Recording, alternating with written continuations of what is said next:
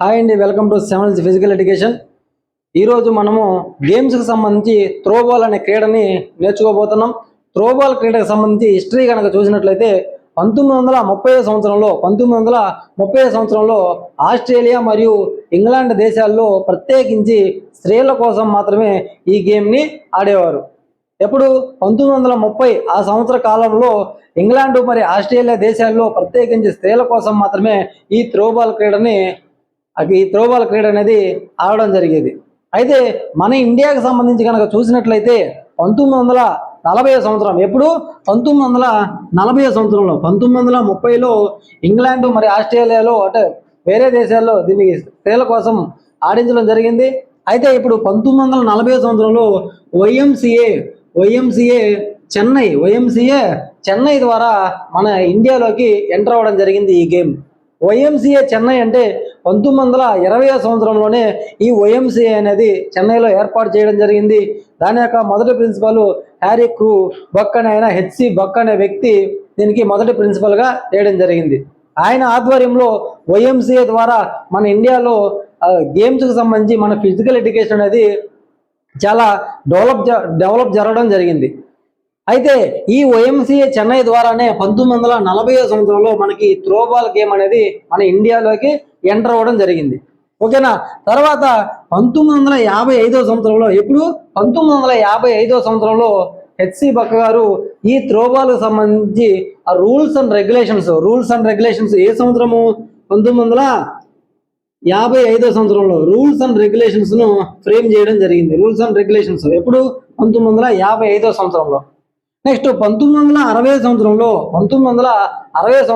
స్కూల్కి సంబంధించి అనేక పాఠశాలల్లో మిషనరీ స్కూల్స్ ఏదైతే ఉన్నాయో ఆ స్కూల్లో బాగా అభివృద్ధి చెందడం జరిగింది. ఓన్లీ బాలికల కోసంగా 1960 సంవత్సరంలో ఈ ఆటను ఆడించడం జరిగింది.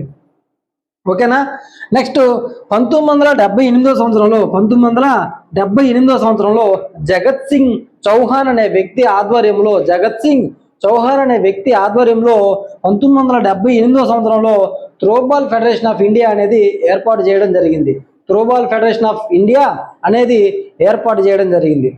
అదే సంవత్సరంలో 1978 సంవత్సరంలో త్రోబాల్ ఫెడరేషన్ ఆఫ్ ఇండియా ఎప్పుడైతే ఏర్పాటు చేయడం జరిగిందో అదే సంవత్సరంలోనే నేషనల్ త్రోబాల్ ఛాంపియన్షిప్ పోటీలను జింద్ అనే పట్టణంలో శశిప్రభ గారి ఆధ్వర్యంలో ఏర్పాటు చేయడం జరిగింది. ఎప్పుడు అదే సంవత్సరం. ఏ సంవత్సరం నేషనల్ త్రోబాల్ ఛాంపియన్షిప్ పోటీలు ఏ సంవత్సరం జరిగినాయి అంటే, ఏ సంవత్సరం అయితే త్రోబాల్ ఫెడరేషన్ ఆఫ్ ఇండియా 1978లో ఏర్పాటు చేయడం జరిగిందో అదే సంవత్సరంలోనే నేషనల్ త్రోబాల్ ఛాంపియన్షిప్ పోటీలు అనేది ఈ 1978 సంవత్సరంలోనే నిర్వహించడం జరిగింది. అయితే 1986లో ఇదంతా మన ఇండియాకి సంబంధించి మన ఇండియా టీము బయట దేశానికి పోయి ఎప్పుడు ఆడిందంటే 1986 సంవత్సరంలో మన ఇండియాకి సంబంధించి 2 టీమ్స్ అనేది నేపాల్కి వెళ్ళి నేపాల్లోని రాజధాని అయినటువంటి కాఠ్మాండులో ఆడడం జరిగింది. ఓకేనా. ఎప్పుడు 1986 సంవత్సరంలో మన ఇండియాకి సంబంధించి 2 టీంలు నేపాల్లోని కాఠ్మాండుకి వెళ్ళి ఆడడం జరిగింది. ఓకేనా. నెక్స్ట్ 1989 సంవత్సరంలో గవర్నమెంట్ ఆఫ్ ఇండియాలోని మినిస్ట్రీ ఆఫ్ స్పోర్ట్స్ వారు స్పోర్ట్స్కి సంబంధించిన మంత్రిత్వ శాఖ ఏదైతే ఉందో దాని యొక్క ఆమోదం, దాని యొక్క గుర్తింపు పొందడం జరిగింది. ఎప్పుడు 1989 సంవత్సరంలో. ఓకేనా. నెక్స్ట్ 2000 సంవత్సరంలో హెచ్జిఎఫ్ఐ గుర్తింపు పొంది అదే సంవత్సరంలోనే ఆ హెచ్జిఎఫ్ఐ వాళ్ళ యొక్క క్యాలెండర్లో ఈ సంవత్సరం ఏ గేమ్స్ జరుగుతాయో SGFI school games federation of India వారి ఆధ్వర్యంలో ఏ గేమ్స్ జరుగుతాయని చెప్పేసి వాళ్ళ యొక్క క్యాలెండర్లో 2000 సంవత్సరంలోనే ఈ త్రోబాల్ క్రీడ అనేది గుర్తింపు పొంది నిర్వహించడం జరిగింది. తర్వాత 2001లో అనేక అసోసియేషన్స్ ఫెడరేషన్ యొక్క గుర్తింపు అనేది ఎక్కడ ఉండాలి? ఇప్పుడు Indian Olympic association, Indian IOA అంటే ఇండియన్ ఒలింపిక్ అసోసియేషన్. ఈ ఇండియన్ ఒలింపిక్ అసోసియేషన్లో మనకి 2001లోనే ఈ త్రోబాల్ ఫెడరేషన్ ఆఫ్ ఇండియా అనేది గుర్తింపు పొందింది. ఈ త్రోబాల్ క్రీడ అనేది 2001లోనే ఐఓఏలో సంబంధించి గుర్తింపు పొందింది. దీనికి సంబంధించిన హిస్టరీ చూసుకోండి. ఎక్కువ ఏముందంటే దీనికి సంబంధించి త్రోబాల్ ఫెడరేషన్ ఆఫ్ ఇండియా ఎప్పుడు ఏర్పాటు చేయడం జరిగింది అనేది main important. Throwball federation of India ఎప్పుడు ఏర్పాటు చేయడం జరిగిందంటే 1978 సంవత్సరంలో. ఎవరి ఆధ్వర్యంలో అంటే జగత్ సింగ్ చౌహాన్ ఆధ్వర్యంలో. మన ఇండియాకి ఏ ఇయర్లో వచ్చిందంటే 1940 సంవత్సరంలో. దీనికి రూల్స్ అండ్ రెగ్యులేషన్స్ ఎవరు తయారు చేశారు? హెచ్సి బగ్గారు రూల్స్ అండ్ రెగ్యులేషన్ తయారు చేశారు. ఏ సంవత్సరంలో అంటే 1955 సంవత్సరంలో. మెయిన్ ఇంపార్టెంట్ అనేది గుర్తుపెట్టుకోండి. ఈ త్రోబాల్ అనేది హెచ్జిఎఫ్ఐలో ఎప్పుడు ఎంటర్ అయిందంటే 2000 సంవత్సరంలో. ఐఓఏ యొక్క గుర్తింపు ఎప్పుడు రావడం జరిగిందంటే 2001 సంవత్సరంలో. ఇది దీనికి సంబంధించిన హిస్టరీ, త్రోబాల్కి సంబంధించినటువంటి హిస్టరీ. నెక్స్ట్ త్రోబాల్కి సంబంధించి నెక్స్ట్ ఏజ్ కేటగిరీస్ ఏ విధంగా ఉంటాయంటే, age categories sub juniors, juniors, sub juniors, juniors, seniors అనే విధంగా ఉంటుంది. దాంతోపాటు కోర్టు కూడా 2 రకాల కోర్టులు ఉంటాయి. సబ్ జూనియర్స్కి ఒకలాగా మరియు జూనియర్స్ అండ్ సీనియర్స్కి ఒకలాగా ఉండడం జరుగుతుంది. దాని గురించి ఏ విధంగా ఇప్పుడు తెలుసుకుందాం. త్రోబాల్కి సంబంధించినటువంటి ఏజ్ కేటగిరీస్ ఏ విధంగా ఉంటాయంటే సబ్ జూనియర్స్ మరియు జూనియర్స్, సీనియర్స్. సబ్ జూనియర్స్ అంటే అండర్ 15. ఈ అండర్ 15 అంటే 15 ఇయర్స్ లోపల అనేది తీసుకుంటారు. 15 ఇయర్స్ లోపల అనేది ఏదైతే ఆ సంవత్సరం ఉందో ఆ సంవత్సరము December 31 లోపలే ఈ అండర్ 15 అనేది ఉండాలి. 15 ఇయర్స్ లోపల ఏది సబ్ జూనియర్స్. అలాగే అండర్ 19 అంటే 19 ఇయర్స్ లోపల ఉండేది జూనియర్స్గా తీసుకోవడం జరుగుతుంది. నెక్స్ట్ సీనియర్స్ ఎవరంటే దీనికి నో ఏజ్ కేటగిరీ అనేది లేదు. సీనియర్స్కి సంబంధించి ఏజ్ కేటగిరీ అనేది లేదు.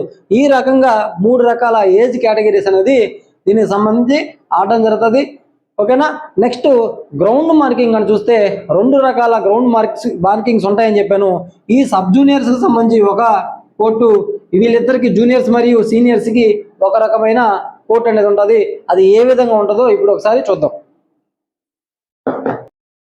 గ్రౌండ్ మార్కింగ్లు కనుక చూసినట్లయితే సీనియర్స్కి మరియు జూనియర్స్ మరియు సీనియర్స్కి ఒకే రకమైన కోర్టు ఉంటుంది. 18.30 అనే ఒక పొడవు ఎడల్పులు కనుక చూసినట్లయితే 18.30 ఇంటూ 12.20 మీటర్లుగా 12.20 మీటర్లుగా ఉంటుంది. 18.30 ఇంటూ 12.20 మీటర్లుగా ఉంటుంది. ఎవరికి? జూనియర్స్ మరియు సీనియర్స్. ఓకేనా. అండర్ 19 అండ్ సీనియర్స్కి. నెక్స్ట్ సబ్ జూనియర్స్ అంటే అండర్ 15 కనుక దీనికంటే ప్రతి దాంట్లో కూడా పొడవులో 3 మీటర్లు, వెడల్పులో 3 మీటర్లు తీసేసి, పొడవులో 3 మీటర్లు అంటే 15.30 ఇంటూ పొడవు. నెక్స్ట్ 12.20లో 3 మీటర్లు తీసేస్తే 9.20 మీటర్లుగా ఈ విధంగా దీని యొక్క సబ్ జూనియర్స్ పొడవు ఇంటూ వెడల్పులో ఉండడం జరుగుతుంది. చూడండి, 15.30 అంటే పొడవుగా తీసుకుంటాము, 9.20 వెడల్పుగా తీసుకుంటాం. దీంట్లో నెక్స్ట్ దీనికి సంబంధించి మెయిన్ ఇంపార్టెంట్ ఏంటంటే మొన్న డిఎస్సీలు అడగడం జరిగింది కనుక దీని యొక్క డయాగ్నల్ కూడా మీరు ప్రతి ఒక్క కోర్టుకి సంబంధించి డయాగ్నల్ కూడా జాగ్రత్తగా చూసుకోండి. దీని యొక్క డయాగ్నల్ కనుక చూసుకున్నట్లయితే సబ్ జూనియర్స్ యొక్క కోర్టు యొక్క డయాగ్నల్ కనుక చూస్తే 17.85 మీటర్లుగా 17.85 మీటర్లుగా ఉంది. అలాగే జూనియర్స్ మరియు సీనియర్స్కి సంబంధించి డయాగ్నల్ ఎంతంటే 1.99 మీటర్లుగా దీని యొక్క డయాగ్నల్ ఉండడం జరుగుతుంది. మెయిన్గా చూడండి, కోర్టు పొడవు ఇంటి వెడల్పులు దీనికి సంబంధించి. నెక్స్ట్ దీనికి సంబంధించి డయాగ్నల్ మెయిన్గా గుర్తుపెట్టుకోవాలి. ఓకేనా. ఇది సబ్ జూనియర్స్, ఇది జూనియర్స్. ఆ కోర్టు మార్కింగ్ ఏ విధంగా వేయాలో ఒకసారి చూద్దాం. ఇప్పుడు కోర్టు యొక్క మెజర్మెంట్స్ కనుక చూసినట్లయితే ఇక్కడ ఈ పొడవు లైన్లని సైడ్ లైన్లు ఏదైతే ఉందో ఈ సైడ్ లైన్లు అనేది ఎంత పొడవు ఉంటుందంటే 18.30 మీటర్స్ అనేది ఉంటుంది. ఎవరికి? సీనియర్స్కి మరియు జూనియర్స్కి.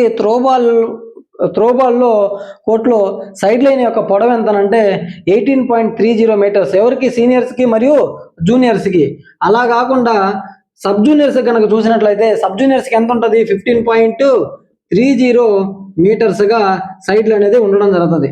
అదే మనకి ఈ ఎండ్ లైన్ ఏదైతే ఉందో ఈ ఎండ్ లైన్ కనుక చూసుకున్నట్లయితే సీనియర్స్కి మరియు జూనియర్స్ మరియు సీనియర్స్కి 12.20 మీటర్స్గా ఉంటుంది. సబ్ జూనియర్స్ కనుక చూసుకున్నట్లయితే 3 మీటర్లు తక్కువ కాబట్టి 9.20 మీటర్లు అనేది ఉంటుంది. చాలా మంది చేసే మిస్టేక్ ఏంటంటే ఇక్కడ జూనియర్స్కి మరియు సీనియర్స్కి ఒకే రకమైన కోర్టు ఉంటుంది. మీ మైండ్లో ఏ విధంగా నాటుకుపోయి ఉంటుంది అంటే జూనియర్స్ వేరు సీనియర్స్ వేరు అనేది నాటుకుపోయి ఉంటుంది. అది మైండ్లోంచి తీయండి.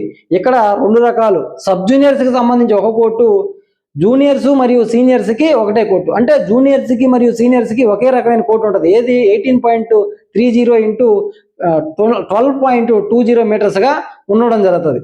ఓకేనా.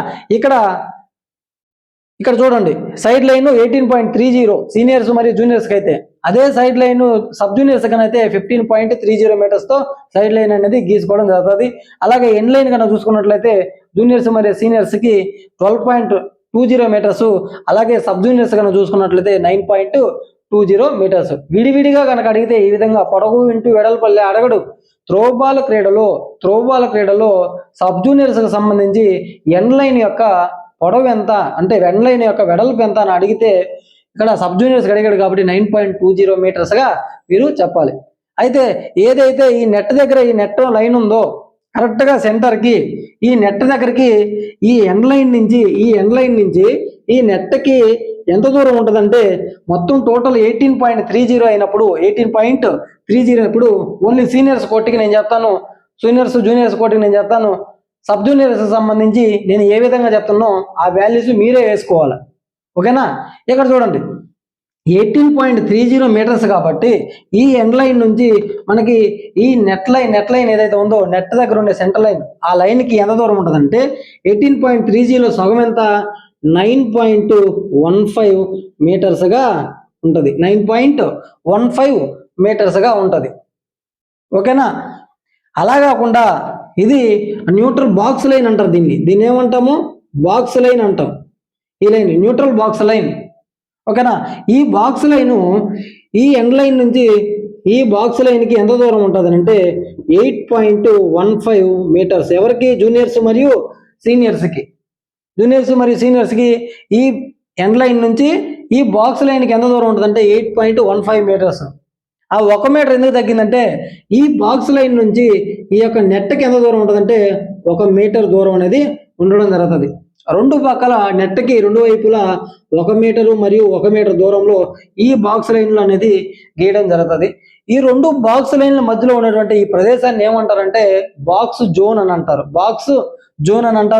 బాక్స్ జోన్ యొక్క కొలతలు కనుక చూసుకున్నట్లయితే బాక్స్ జోన్ మొత్తం ఎంత ఉంటుందంటే బాక్స్ జోను 2 మీటర్స్.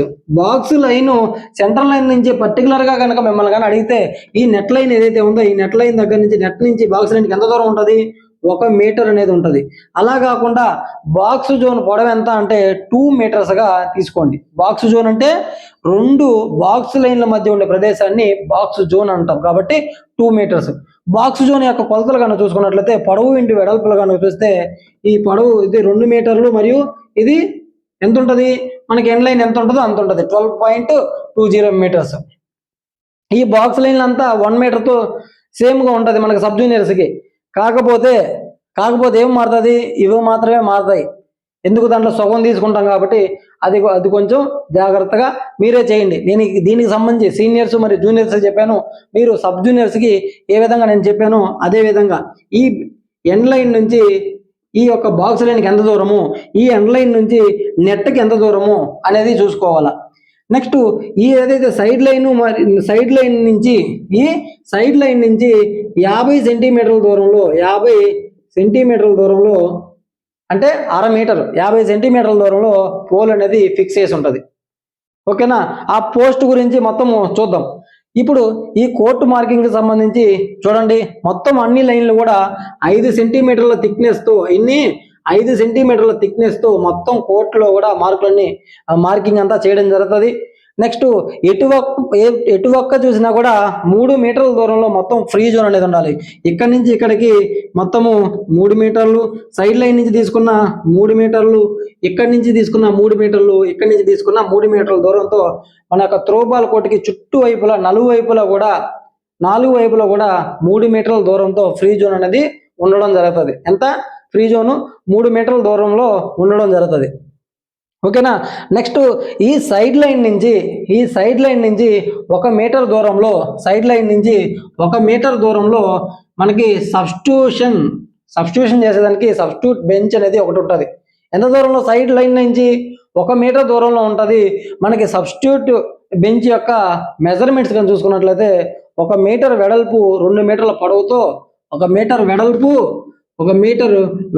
2 మీటర్ల పొడవుతో ఈ యొక్క సబ్స్టిట్యూట్ బెంచ్ యొక్క కొలతలు అనేది ఉండడం జరుగుతుంది. సైడ్ లైన్ నుంచి ఎంత దూరంలో ఉంటుంది మనకి సబ్స్టిట్యూషన్ బెంచ్? 1 మీటర్ దూరంలో ఉంటుంది.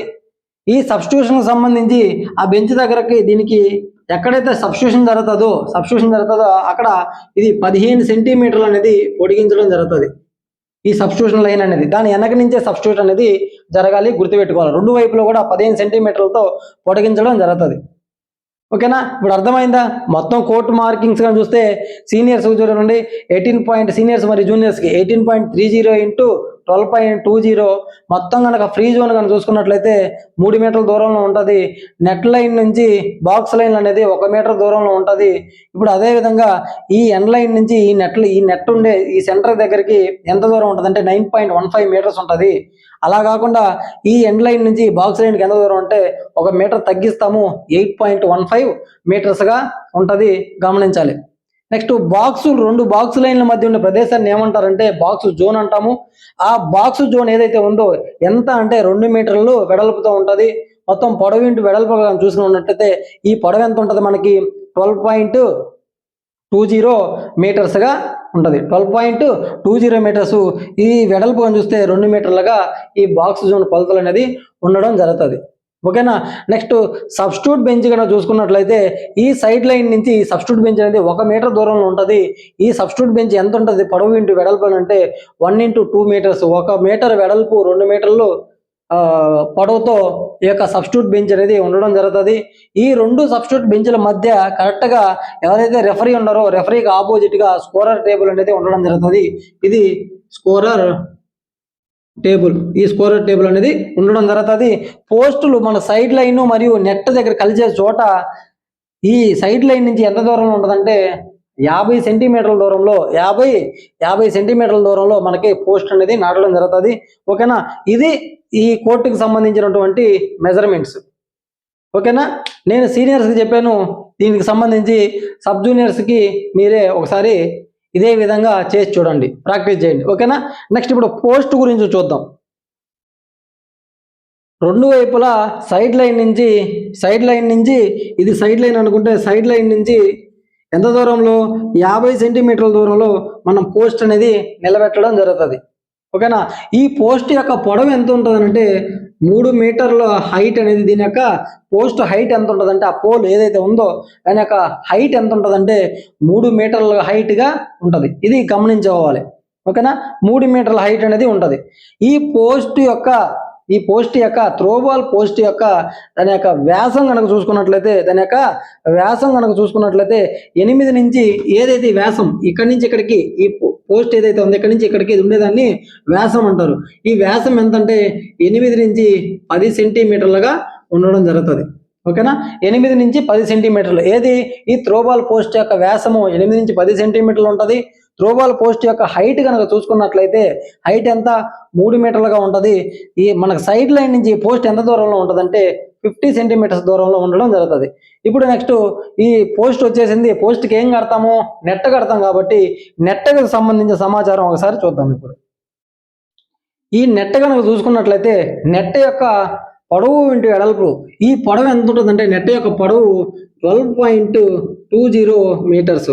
మనకి ఎండ్ లైన్ ఎంత ఉంటుంది సీనియర్స్కి సంబంధించి 12.20 మీటర్స్ ఉంటుంది. కాబట్టి 12.20 మీటర్స్తో మనకి త్రోబాల్కి సంబంధించిన నెట్ యొక్క పొడవుగా ఉంటుంది.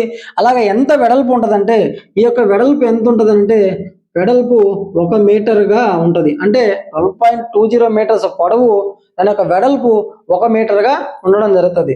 దీనికి సంబంధించి మనకి ఇక్కడ స్క్వేర్ మెష్లు ఏదైతే ఉన్నాయో ఈ స్క్వేర్ మెష్లు ఏదైతే ఉన్నాయో ఆ స్క్వేర్ మెష్ల యొక్క మెజర్మెంట్ గా చూసుకున్నట్లయితే 10 సెంటీమీటర్లు ఇంటూ 10 సెంటీమీటర్లుగా ఉండడం జరుగుతుంది. అంటే 10 ఇంటూ 10 స్క్వేర్ షేప్లో ఉంటుంది. కాబట్టి 10 ఇంటూ 10 సెంటీమీటర్స్గా ఉండడం జరుగుతుంది. ఇది ఈ స్క్వేర్ మెష్లు. పొడవు ఇంటూ వెడల్పు చూడండి. నెట్కి సంబంధించి 12.20 మీటర్స్. దాని యొక్క వెడల్పు చూసుకున్నట్లయితే 1 మీటర్ ఉంటుంది. మీకు సీనియర్స్కైనా జూనియర్స్కైనా సబ్ జూనియర్స్కైనా నెట్ యొక్క పొడవు ఇంటి వెడల్పులు ఒకటే. కానీ నెట్ యొక్క హైట్లు, భూమి నుంచి నెట్ హైట్ అడతాడు. అప్పుడు ఇక్కడ మన కోర్టులు చూసుకున్నప్పుడు సబ్ జూనియర్స్కి ఒక కోర్టు, జూనియర్స్కి మరియు సీనియర్స్కి ఒక రకమైన కోర్టులు, అంటే మొత్తంగా 2 కోర్టులు ఉంటాయి. కానీ ఇక్కడ నెట్ హైట్ కనుక చూసుకున్నట్లే, అంటే ఈ భూమి నుంచి నెట్ హైట్ ఎంత ఉంటుంది కనుక చూసుకున్నట్లయితే సబ్ జూనియర్స్కి ఒక రకమైన హైట్ ఉంటుంది, జూనియర్స్కి ఒక రకమైన హైట్ ఉంటుంది, సీనియర్స్కి ఒక రకమైన హైట్ ఉండడం జరుగుతుంది. అలా ఈ నెట్కి సంబంధించి సబ్ జూనియర్స్ యొక్క హైట్ ఎంత అంటే భూమి నుంచి సబ్ జూనియర్స్ యొక్క హైట్ కనుక చూసుకున్నట్లయితే 2 మీటర్స్గా ఉంటుంది. మనకి పోస్ట్ ఎంత దూరం ఉంటుందని చెప్పాను, పోస్ట్ అనేది 3 మీటర్ల హైట్ ఉంటుంది. కానీ సబ్ జూనియర్స్కి సంబంధించిన నెట్ యొక్క హైట్, భూమి నుంచి నెట్ యొక్క హైట్ ఎంత దూరంలో ఉంటుందంటే 2 మీటర్లుగా ఉండడం జరుగుతుంది. అలాగే జూనియర్స్కి కనుక చూసుకున్నట్లయితే జూనియర్స్కి 2.10 మీటర్స్గా 2.10 మీటర్స్గా జూనియర్స్కి నెట్ యొక్క హైట్ అనేది భూమి నుంచి ఉంటుంది. నెక్స్ట్ సీనియర్స్ కనుక చూసుకున్నట్లయితే సీనియర్స్కి 2.30 మీటర్స్గా 2.30 మీటర్స్గా మనకి సీనియర్స్ యొక్క నెట్, ఎక్కడి నుంచి భూమి నుంచి నెట్ హైట్ ఎంత ఉంటుందంటే 2.30 మీటర్స్. ఓకేనా, జూనియర్స్కైనా సీనియర్స్కైనా సబ్ జూనియర్స్కైనా నెట్ యొక్క పొడవు ఇంటూ వెడల్పులో ఎటువంటి మార్పు అనేది ఉండదు. ఓకేనా, పొడవు ఇంటూ వెడల్పుల్లో ఎటువంటి మార్పు అనేది ఉండదు. ఎందుకంటే 12.20 మీటర్స్ ఇంటూ 1 మీటర్గా మన యొక్క త్రోబాల్ నెట్ అనేది ఉంటుంది. అయితే భూమి నుంచి ఎంత హైట్లో ఉంటుందని అంటే సబ్ జూనియర్స్కి 2 మీటర్స్ దూరం హైట్లో ఉంటుంది, జూనియర్స్కి 2.10 మీటర్స్ హైట్లో ఉంటుంది, సీనియర్స్కి 2.30 మీటర్స్ హైట్లో ఉంటుంది. ఈ నెట్కి సంబంధించి స్క్వేర్ మెస్ల యొక్క కొలతలు కానీ చూసుకున్నట్లయితే 10x10 సెంటీమీటర్లుగా ఉంటుంది, మీరు గమనించుకోవాలి. నెక్స్ట్ దీనికి సంబంధించి ఈ నెట్కి కరెక్ట్గా సైడ్ లైన్ ఏదైతే కలిసే చోట ఏదైతే ఉందో, ఈ కరెక్ట్గా సైడ్ లైన్ కలిసే చోట మనం ఒక యాంటీనా అనేది కట్టడం జరుగుతుంది. ఏం కడతాం? యాంటీనా అనేది కడతాం. ఇంకా ఇక్కడ మీరు గమనించాల్సింది ఏంటంటే మనకి ఈ నెట్కి సంబంధించి పైన ఒక టేప్ వస్తుంది, కింద ఒక టేప్ వస్తుంది. ఈ పైన కింద వచ్చి ఆ రిబ్బన్లో ఏదైతే టేప్ ఉంటుందో, అంటే దారం ఏదైతే వెళ్తుందో ఆ దారం వెళ్ళే టేప్ ఎంత ఉంటుందంటే 5 సెంటీమీటర్స్. ఎంత? 5 సెంటీమీటర్స్తో ఆ రిబ్బన్స్ అనేది ఉండడం జరుగుతుంది, గమనించాలి. ఓకేనా, ఇప్పుడు ఈ యాంటీనా అయితే దీనికి సంబంధించి యాంటీనా ఉంటుంది. మనం టెన్నికైట్లో ఏ విధంగా నేర్చుకున్నామో యాంటీనా ఇక్కడ మన త్రో బాల్లో కూడా యాంటీనా ఉండడం జరుగుతుంది. ఎందుకు యాంటీనా అంటే ఆ 2 యాంటీనాల మధ్యలో మాత్రమే ఆ బాల్ అనేది వెళ్ళడం జరగాలి.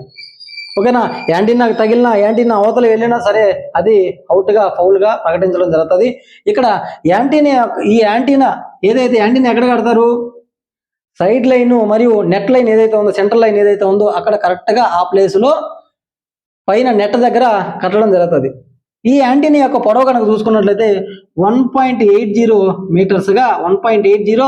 మీటర్స్గా ఉంటుంది.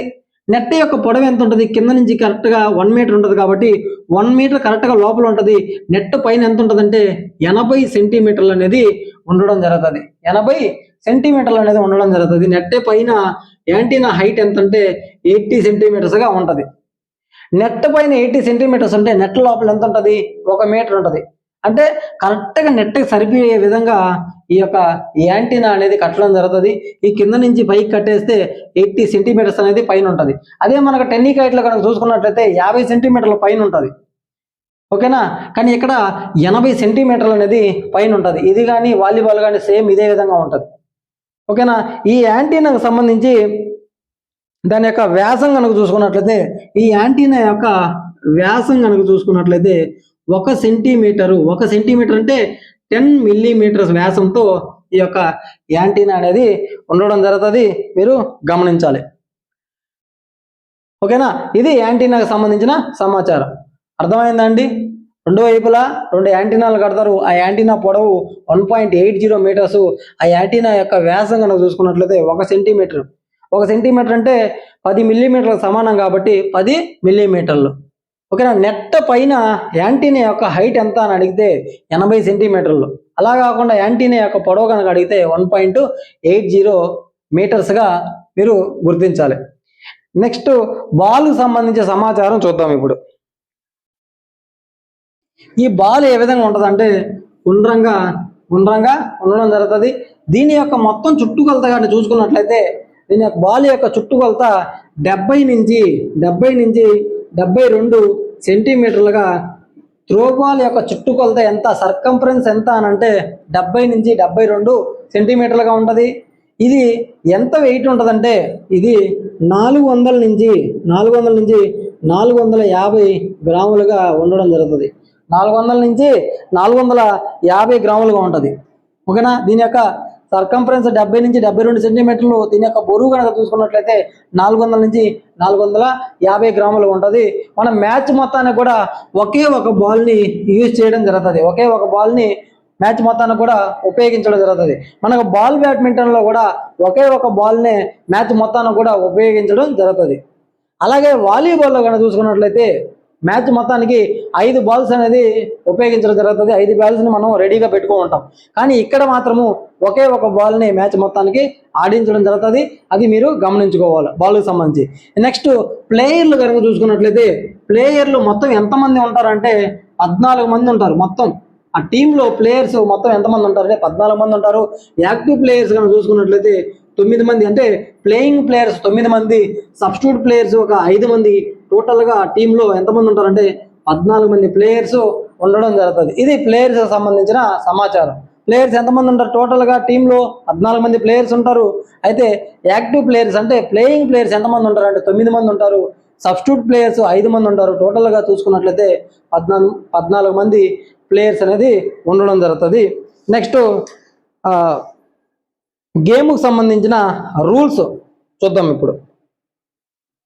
నెక్స్ట్ ఇక్కడ మ్యాచ్కి ముందుగా ఎంతమంది ప్లేయర్స్ కనుక ఎంతమంది ప్లేయర్స్ కంటే తక్కువ ఉంటే ఆ మ్యాచ్ ఆడడానికి అవకాశం లేదంటే 7 మంది ప్లేయర్స్. మనకి ఫుట్బాల్లో ఏ విధంగా 7 మంది ప్లేయర్స్ కంటే తక్కువ మంది ఉంటే ఆ మ్యాచ్ ఆడడానికి అవకాశం లేదు, ఆపోజిట్ టీంని విన్గా ప్రకటించడానికి జరుగుతుంది. ఇక్కడ కూడా అంతే, సేమ్ 7 మంది కంటే తక్కువ ఉన్నట్లయితే ఆ ఆపోజిట్ టీంని విన్గా ప్రకటించడం జరుగుతుంది. ఓకేనా. అయితే దీనికి సంబంధించి సబ్స్టిట్యూషన్స్ ఎంతమంది ఉంటారని చెప్పాను, 5 మంది సబ్స్టిట్యూషన్స్ అనేది జరగడం జరుగుతుంది. ఈ 5 మంది సబ్స్టిట్యూషన్ కూడా ఎవరైతే ముందుగానే చేరుకొని వాళ్ళు మనకి స్కోర్ షీట్లో అనేది మన యొక్క 14 మంది ప్లేయర్స్ అనేది ఇవ్వడం జరుగుతుంది. ఈ 14 మంది ప్లేయర్స్ ఇచ్చిన తర్వాత ఎవరైతే పలానా ప్లేయర్స్ సబ్స్టిట్యూట్ ప్లేయర్స్ అని చెప్పుకుంటారో వాళ్ళను మాత్రమే సబ్స్టిట్యూషన్ అనేది చేసుకోవడానికి అవకాశం ఉంటుంది. ఓకేనా. ఎవరైతే నేమ్స్ ఇచ్చి ఉంటారో వాళ్ళను మాత్రమే సబ్స్టిట్యూట్ అనేది చేసుకోవడానికి అవకాశం ఉంటుంది. నెక్స్ట్ క్రీడాకారుల యొక్క చెస్ట్ నెంబర్ కానీ చూస్తే ఇది చాలా జాగ్రత్తగా ఉండాలి. క్రీడాకారుల యొక్క చెస్ట్ నెంబర్ కానీ చూసుకున్నట్లయితే 1 నుంచి 12 నెంబర్ల వరకు వాళ్ళ యొక్క క్రీడాకారుల చెస్ట్ నెంబర్ అనేది ఉండడం జరుగుతుంది. అయితే మనకి క్రీడాకారులు మొత్తం ఎంతమంది అని చెప్పాను, 14 మంది అని చెప్పాను. కానీ క్రీడాకారుల చెస్ట్ నెంబర్ ఇక్కడ గమనించాలి, 1 to 12 వరకు వాళ్ళ యొక్క చెస్ట్ నెంబర్ అనేది ఉంటుంది. ఈ చెస్ట్ నెంబర్ అనేది ఏ విధంగా ఉంటుంది అంటే ఫ్రంట్ సైడ్ ఏ విధంగా ఉంటుంది, బ్యాక్ సైడ్ ఏ విధంగా ఉంటుందో చూడాలి. చెస్ట్ నెంబర్ ఏ విధంగా ఉంటుంది, ఫ్రంట్ సైడ్ ఏ విధంగా ఉంటుంది, బ్యాక్ సైడ్ ఏ విధంగా ఉందో చూసుకున్నట్లయితే 5 into 2.5 సెంటీమీటర్లతో ఫ్రంట్ సైడ్ ఆ యొక్క నెంబర్ అనేది ఉంటుంది. అంటే ఫర్ ఎగ్జాంపుల్ ఇప్పుడు 2 అనే నెంబర్ కనుక తీసుకున్నట్లయితే ఈ 2 అనే నెంబర్ కనుక తీసుకున్నట్లయితే దీని యొక్క పొడవు 5 సెంటీమీటర్లు, దీని యొక్క వెడల్పు 2.5 సెంటీమీటర్లుగా ఉంటుంది. ఈ విధంగా ఫ్రంట్ సైడ్ ఆ చెస్ట్ నెంబర్ అనేది ఉండడం జరుగుతుంది. అదేవిధంగా బ్యాక్ సైడ్ కనుక చూసుకున్నట్లయితే 20 into 10 సెంటీమీటర్లుగా ఉంటుంది. ఈ తక్కువ కాబట్టి ఎక్కడ వేసుకుంటారు, తక్కువ అంటే ఈ చెస్ట్ దగ్గర ఎక్కడో ఆ నెంబర్ అనేది వేసుకోవడం జరుగుతుంది.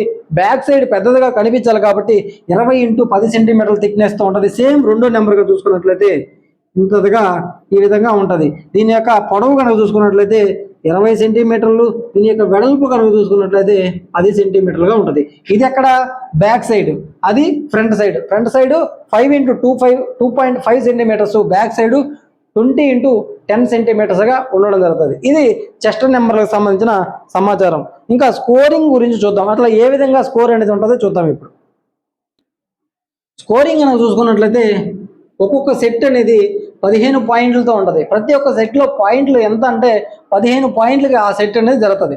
ఎన్ని సెట్లు ఆడతారు ఒక మ్యాచ్లో, ఎన్ని సెట్లు ఆడతారంటే 3 సెట్లు ఆడొచ్చు, లేదా లేదా 5 సెట్లు అనేది ఆడొచ్చు. 3 సెట్లు ఆడొచ్చు లేదా 5 సెట్లు అనేది ఆడొచ్చు. ఏది ఒక మ్యాచ్లో ఎన్ని సెట్లు అంటే ఒక్కొక్క సెట్లో పాయింట్లు ఏంటంటే 15 పాయింట్లు అనేది ఉంటుంది. ఏదైతే డిసైడింగ్ సెట్, 3 సెట్లు ఆడినప్పుడు మూడో సెట్, 5 సెట్లు ఆడినప్పుడు 5వ సెట్ అనేది డిసైడింగ్ సెట్ అనేది అవుతుంది. కాబట్టి ఏదైతే డిసైడింగ్ సెట్ ఉందో దాంట్లోని 8వ పాయింట్ వద్ద కోర్టు చేంజ్ అవ్వాల్సిన అవసరం అయితే ఉంది. లీడింగ్ పాయింట్ వద్ద 8వ లీడింగ్ పాయింట్ వద్ద కోర్టు చేంజ్ అనేది అవ్వాల్సిన అవసరం ఉంది. ఏది డిసైడింగ్ సెట్ వద్ద. నెక్స్ట్ 15 పాయింట్లకి మనం సెట్ ఆడిస్తున్నప్పుడు 14-14 కనుక వచ్చినట్టయితే మ్యాచ్ విన్ అవుతుందా? 14-14 లేదంటే 14-15 కానీ వచ్చినట్లయితే మ్యాచ్ విన్ అవుతుంది అంటే విన్ కాదు. ఎందుకంటే 14-15 వస్తే మ్యాచ్ ఎందుకు విన్ కాదంటే వాళ్ళు విన్ అవ్వాలంటే 2 పాయింట్స్ అనేది లీడింగ్ ఉండాలి. 2 పాయింట్స్ అనేది లీడింగ్ ఉండాలి. అందువల్ల 14-15 అని వచ్చినా కూడా విన్ అవ్వడానికి అవకాశం లేదు. ఈ విధంగా 2 పాయింట్స్ లీడ్ వచ్చే వరకు ఎవరిని కూడా విజేతగా ప్రకటించడానికి అవకాశం లేదు.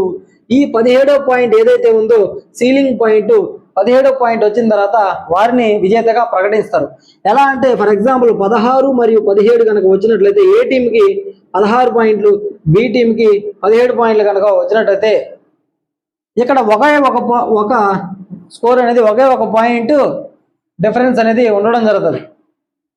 అయినా సరే 16-17 వచ్చింది. ఈ 17 అనేది సీలింగ్ పాయింట్ కాబట్టి ఆ 17 వరకు 16-17 ఉన్నా సరే వాళ్ళని విజేతగా ప్రకటించడం జరుగుతుంది. అదే మనకి 14-15 వస్తే మనం విజేతగా ప్రకటించామా? ఎందుకు ప్రకటించలేదంటే 2 పాయింట్స్ లీడ్ అనేది ఉండాలి. 2 పాయింట్స్ లీడ్ అనేది అప్పటి వరకు 17 వరకు చేరుకునేదాకా 2 పాయింట్స్ లీడ్ అన్న ఉండాలి. 17 ఎవరైతే చేరుకుంటారో వారిని విజేతగా ప్రకటించడం జరుగుతుంది. ఆ సెట్ ఒక మ్యాచ్లో ఎవరు ఎక్కువ సెట్లు గెలుస్తారో వాళ్ళని విజేతగా ప్రకటించడం జరుగుతుంది. ఓకేనా. నెక్స్ట్ టైమ్అవుట్ల గురించి కనుక చూసుకున్నట్లయితే ప్రతి టీంకి టైమ్అవుట్లు అంటే వారు ఏదైనా డిస్కస్ చేసుకోవడానికి టైమ్అవుట్లు అనేది ఇవ్వడం జరుగుతుంది. ప్రతి సెట్లో కూడా ప్రతి టీంకి ఎన్ని టైమ్అవుట్లు ఉంటాయంటే 2 టైమ్అవుట్లు ఉంటాయి. టైమ్అవుట్లు కనుక చూసుకున్నట్లయితే ఎన్ని టైమ్అవుట్లు ఉంటాయి? 2 టైమ్అవుట్స్ అనేది ఉండడం జరుగుతుంది. ఈ 2 టైమ్అవుట్స్ కూడా ఒక్కొక్క టైమ్అవుట్ కనుక చూసుకున్నట్లయితే 1/2 నిమిషం అనేది ఉండడం జరుగుతుంది. 1/2 నిమిషం అంటే 30 సెకండ్ల పాటు ఒక్కొక్క టైమ్అవుట్ ఉంటుంది. మొత్తం ఎన్ని టైమ్అవుట్లు? ప్రతి సెట్కి ప్రతి టీంకి 2 టైమ్అవుట్లు అనేది ఉండడం జరుగుతుంది. 2 టైమ్అవుట్లు అంటే ఒక్కొక్క టైమ్అవుట్ అనేది 30 సెకండ్ల పాటు ఉండడం జరుగుతుంది. ఈ టైమ్అవుట్లు ఎవరు అడగాలంటే కోచ్ అని ఆయన ఆ టైమ్అవుట్ అని చెప్పేది అడుగుతారు. ఎవరిని? అంపైర్ని కానీ రెఫరీని టైమ్అవుట్ కావాలని చెప్పి అడగడం జరుగుతుంది. ఒకవేళ కోచ్ కానీ లేని సందర్భంలో కెప్టెన్ కూడా ఈ టైమ్అవుట్ తీసుకోవడానికి అవకాశం ఉంది. అర్థమైందా? టైమ్అవుట్లు అనేది ప్రతి సెట్కి ఎన్ని టైమ్అవుట్లు ఉంటాయి? ప్రతి టీంకి 2 టైమ్అవుట్లు అనేది ఉంటుంది. ఒక టైమ్అవుట్ సమయం ఎంతగా చూసుకున్నట్లయితే 30 సెకండ్ల పాటు ఉంటుంది. 30 సెకండ్ల పాటు అంటే 1/2 నిమిషం పాటు ఉంటుంది.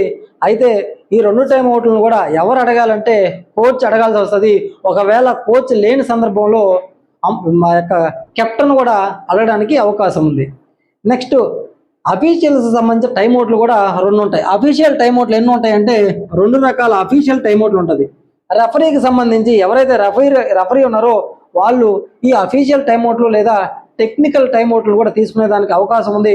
ప్రతి సెట్లో కూడా ఆ రెఫరీస్ కూడా టెక్నికల్ టైమ్అవుట్స్ అనేది ఉండడం జరుగుతుంది. ఎన్ని టెక్నికల్ టైమ్అవుట్స్ ఉంటాయంటే 2 టెక్నికల్ టైమ్అవుట్స్ అనేది ఉండడం జరుగుతుంది. 2 టెక్నికల్ టైమ్అవుట్స్ అనేది ఉండడం జరుగుతుంది. ఈ టెక్నికల్ టైమ్అవుట్ యొక్క లేదా అఫీషియల్ టైమ్అవుట్ యొక్క సమయం ఎంతంటే ఇది కూడా 30 సెకండ్ల పాటు ఉంటుంది. అంటే 1/2 నిమిషం పాటు ఉంటుంది. ఎన్ని టెక్నికల్ టైమ్అవుట్స్ ఉంటాయి? మనకి త్రోబాల్ క్రీడలో 2 టెక్నికల్ టైమ్అవుట్స్ ఉంటుంది. ఒక్కొక్క టెక్నికల్ టైమ్అవుట్ లేదా ఒక్కొక్క అఫీషియల్ టైమ్అవుట్ యొక్క సమయం కనుక చూసుకున్నట్లయితే 30 సెకండ్ల పాటు ఉంటుంది. నెక్స్ట్ అఫీషియల్స్కి సంబంధించి చూద్దాం. అఫీషియల్స్ మొత్తం కూడా 6 మంది ఉండడం జరుగుతుంది. మనకి త్రోబాల్ ఎంతమంది ఉంటారంటే 6 మంది అఫీషియల్స్ ఉంటారు. వాళ్ళలో ఒక రెఫరీ ఉంటాడు. దాంతోపాటు రెఫరీ అంటే మెయిన్ రెఫరీ ఒకరు ఉంటారు. దాంతోపాటు ఒక అంపైర్ ఉంటారు. దాంతోపాటు ఒక స్కోరరు, వాళ్ళతో పాటు ఒక అసిస్టెంట్ స్కోరరు, లైన్మెన్స్ ఇద్దరు ఉండడం జరుగుతుంది. మొత్తం చూడండి, రెఫరీ ఒకరు, అంపైర్ ఒకరు, స్కోరర్ ఒకరు, అసిస్టెంట్ స్కోరర్ ఒకరు, లైన్మెన్స్ ఇద్దరు, మొత్తంగా 6 మంది అఫీషియల్స్ ఉండడం జరుగుతుంది. వీళ్ళ దగ్గర కంపల్సరీ ఉండాల్సిన కార్డులు ఏంటంటే ఎల్లో మరియు రెడ్ కార్డు అనేది ఉండాల్సి వస్తుంది. ఎల్లో మరియు రెడ్ కార్డ్స్ అనేది ఉండాలి. ప్రతి ఒక్క కార్డు కూడా 5x5x8 సెంటీమీటర్ల రెక్టాంగిల్ షేప్లో, రెక్టాంగిల్ దీర్ఘ చతురస్రాకారంలో ఆ యొక్క కార్డ్స్ అనేది ఉండడం జరుగుతుంది.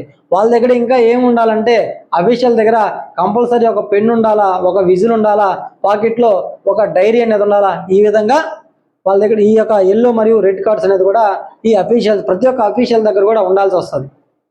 ఓకేనా? ఇంత అడగడు, కాకపోతే తెలుసుకోండి.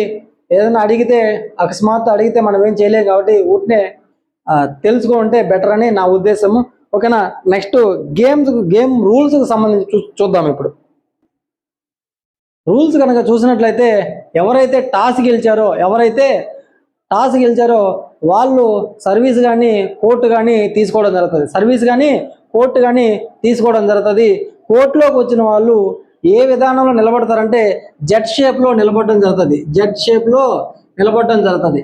షేప్లో ఏ విధంగా నిలబడడం జరుగుతుంది అంటే 1 2 3 నెక్స్ట్ 4 5 6 7 8 9 చూడండి ఏ విధంగా ఉందంటే జెడ్ షేప్లో. ఎంతమంది ప్లేయర్స్ ఉంటారు? 9 మంది ప్లేయర్స్ ఉంటారు. కాబట్టి ఈ 9 మంది ప్లేయర్స్ ఏ విధంగా నిలబడతారంటే ఒక ప్లేయరు, రెండో ప్లేయరు, మూడో ప్లేయరు ఆ విధంగా నిలబడి, 4వ ప్లేయరు, 5వ ప్లేయరు, 6వ ప్లేయరు, 7వ ప్లేయరు, 8వ ప్లేయరు, 9వ ప్లేయరు ఈ విధంగా నిలబడడం జరుగుతుంది. ఓకేనా? ఇది ఏ విధానంలో ఉందంటే జెడ్ షేప్లో నిలబడడం జరుగుతుంది. ఓకేనా? దీనికి సంబంధించి రూల్స్ కనుక చూసుకున్నట్లయితే 9వ ప్లేస్లో ఆ సెట్టు ముగిసే వరకు ఇదే విధానంలో ఆర్డర్ అనేది ఉండాలి. చూడండి 1 2 3 4 5 6 7 8 9 ఎవరు సర్వీస్ చేస్తారంటే ఈ 9వ ప్లేస్లో ఎవరైతే ఉన్నారో ఈ ఎండ్ లైన్ దగ్గరకు వచ్చి సర్వీస్ చేయడం జరుగుతుంది. ఓకేనా? దీనికి ఈ విధంగా ఎవరు సర్వీస్ చేస్తారు? 9వ ప్లేస్లో ఎవరైతే ఉన్నారో వాళ్ళు వచ్చి ఎండ్ లైన్ దగ్గరకు వచ్చి ఎండ్ లైన్ బయట నుంచి ఎండ్ లైన్ తొక్కకుండా సర్వీస్ చేయడం జరుగుతుంది. ఈ విధంగా ఆటని కంటిన్యూ చేస్తారనమాట. టైం చాలా బారైంది కాబట్టి మరొక వీడియోలో ఈ గేమ్కి సంబంధించి మిగతా సమాచారం అంతా తెలియజేస్తాను. Okay, thank you.